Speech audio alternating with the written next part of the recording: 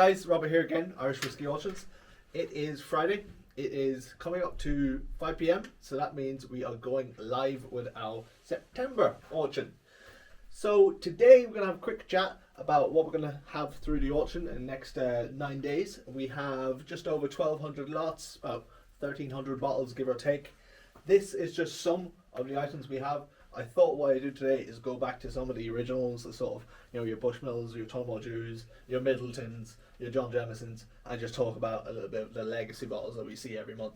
Every month we tend to have a good selection of older stock or older bottles, and it's nice to see them come in because, truth be told, there's a lot of history being lost in terms of Irish distilling just through the industry itself slowly declining over the last 100 years, and obviously we're turning that now around in a big way.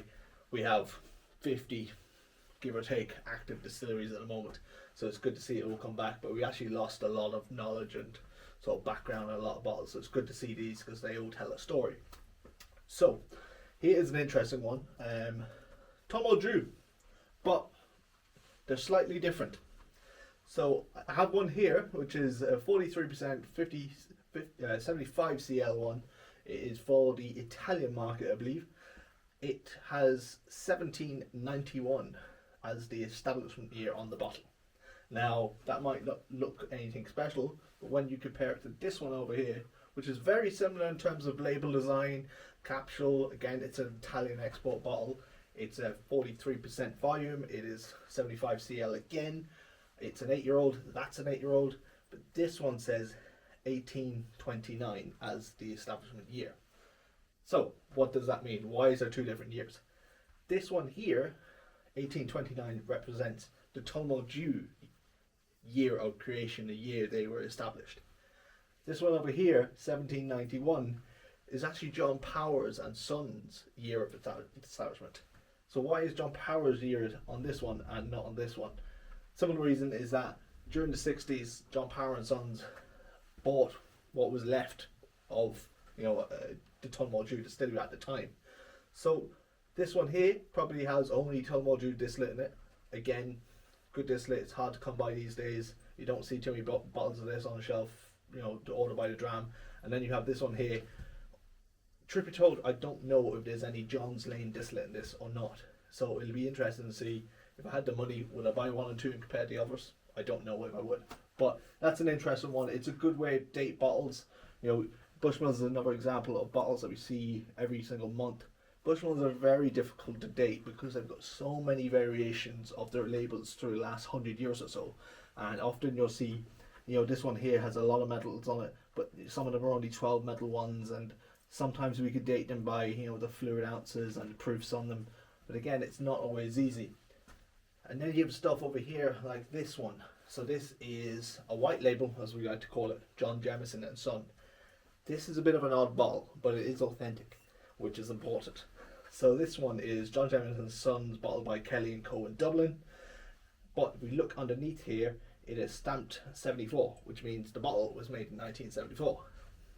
John Jameson white labels were not being produced in a big way in 1974 or 1975.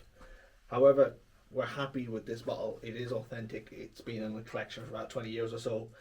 It's likely that when John Jameson and Sons were winding down their sort of bonding business, where people could, as a publican, you could buy barrels and bottles in your own cellars, that a lot of people would have bought in stock in anticipation of not being able to do it themselves anymore. Because some pubs back in the day, when they were doing white label products, they had quite a good reputation as whatever you drank out of their labelled bottles was exactly how it was intended to be drank by John Jameson and Sons.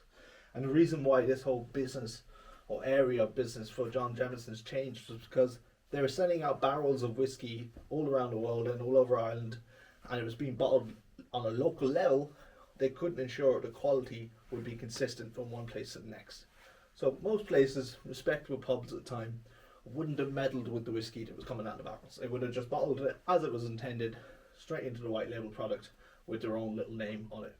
Sometimes they even had their own custom labels. If they're really well established, they'd have their own labels created with saying John Jameson by whoever and Sons. So that's an example of a very, very late edition John Jameson white labels. Usually you don't see them that late, but it is authentic. We're happy with it. The bottle is genuine and everything about it. There's a lot of fakes out there, so you do got to be careful. Try and buy them from reputable places as well. This one over here looks like a Midleton 1984, and it is a Midleton 1984, but it's a bit special because this we have not seen before. So this is 1985, sorry, should I say.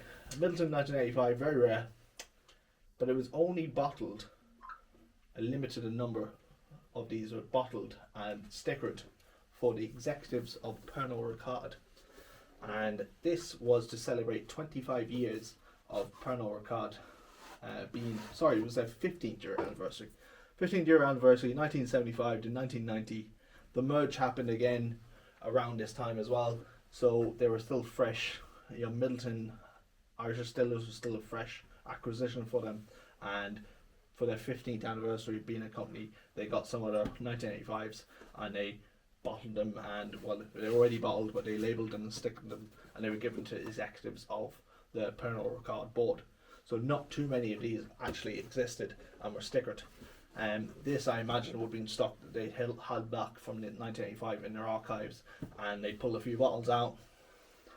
If I had to guess, and again, we've done a lot of research on this particular bottle because it is super interesting, there may have only been 15, 20 of these bottles, give or take, stickered with this special anniversary version of it. So this is something that you could definitely buy in your collection. As for value, is it going to be worth more than your standard 1985? We'll see. That's all I can say.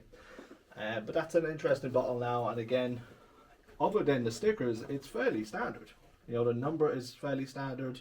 There's nothing particularly special about it other than the fact that it was given to executives of Irish Distillers and Pernod Ricard back in the day.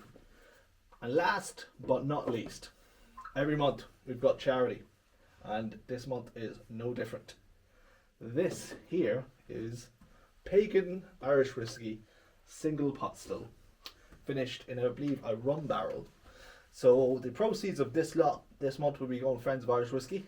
It comes with its own fully customized wooden box. It is lined with crushed green velvet. It is a very attractive little box.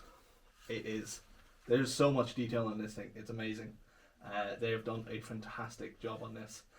This is only 42 bottles in the world of this. This is a Boan quarter cask finished in a rum barrel. It was Boan distillate finished in a quarter cask rum barrel. It's been bottled by the guys over at Old Carrick Mill. There was only 42 bottles of it. I believe this is the only one that actually comes with a box, as the rest were just sold as is, as you see here. This one has been specially created just for charity. It's going to the Friends of Irish Whiskey. It is Pagan Irish Whiskey, and it is just a cool little lot.